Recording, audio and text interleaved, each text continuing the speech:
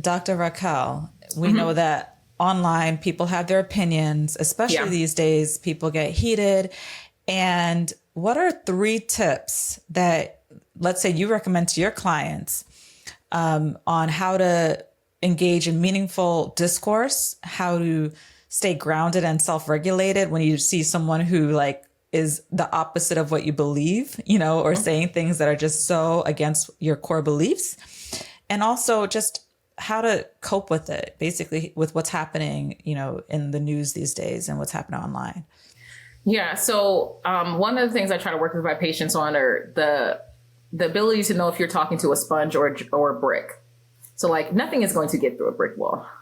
It's just going to stand there. The purpose is just to stand here and be solid. With the sponge, of course, it's going to absorb information. And, you know, you can have a give and take. Some of the things I look out for are extremes within language, because we know that's a cognitive distortion in the first place. I always say the only thing I am always is Black. Everything else is kind of up for grabs. So if I'm having a conversation with people and they're speaking in extremes, if I feel as though they're talking over me, if I feel as though, even with value systems being inherently disrespectful, I mean, even with value systems being inherently different, the aspect when disrespect comes into play, I also pay attention to my body. I tell my patients to check their shoulders. Like, are they up here? Do you have like Arthur fists?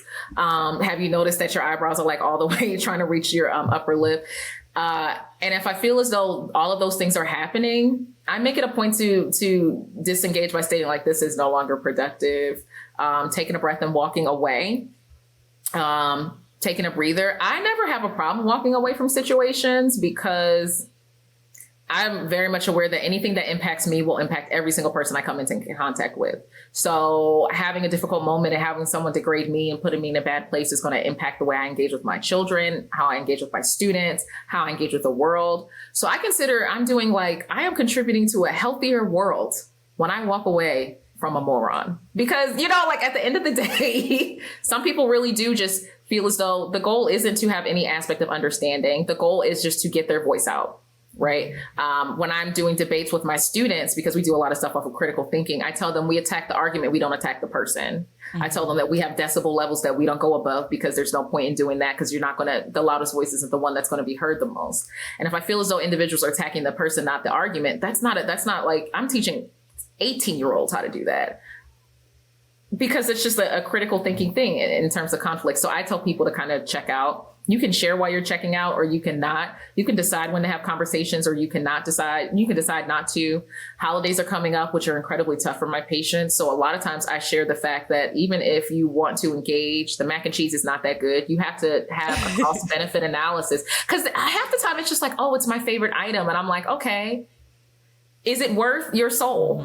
Literally we'll be like, is it worth your soul? Because that's what you feel like you're giving up every time you go to Aunt Mabel's house.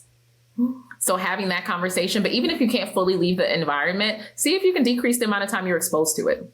Mm-hmm. Whether it's at work, you go to work, do you have to go to the happy hour? Do you have to eat lunch in the mid area? Because I know everyone can't leave that scenario. Whether it's online, when it comes down to the way the algorithm works, it works pretty well, in my opinion.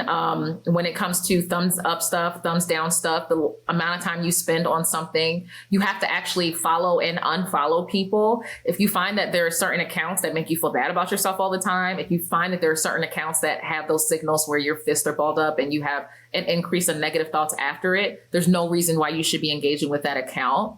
I also think when it comes to the current age and we're dealing with trying to be engaged and be active and be educated, it's important to realize that sometimes you are going to need to like eat a cookie.